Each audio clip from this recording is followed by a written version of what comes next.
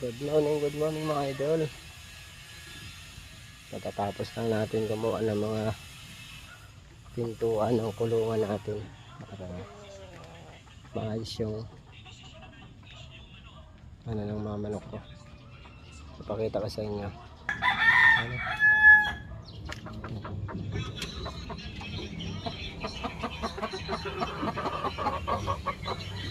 Bago na lahat yan. Bagong gawa na yan. Yung pintuan ng kulungan ng manok ko. Para hindi na sila takas,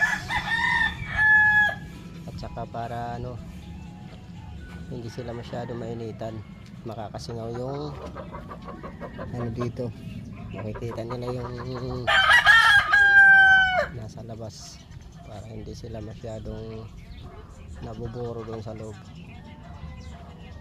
Ganyan, kasi parami na yung mga manok ko. Ayan ang itlog na rin yun, lalo na ito. Ayan naglilimlim na yung babae.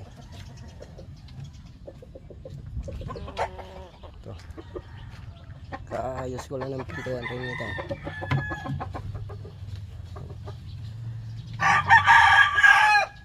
Ito di ko pa maayos-ayos yan kasi kulang sa kahoy. Tulad yan diba, presko yan kasi singaw na singaw sila. Ito yan, ayos na, hindi na yan makakatakas sila. Tubo pa ito, inaayos ko lang dito.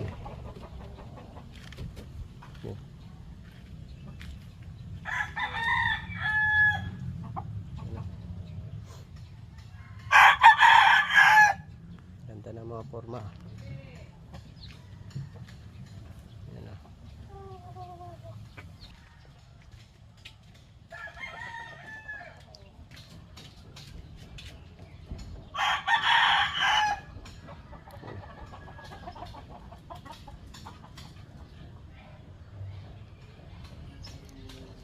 Lininis ko rin to dito nung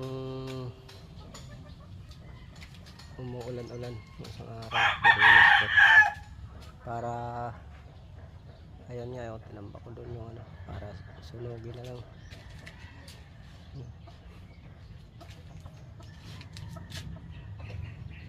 Nilinis ko yan para pagdating ng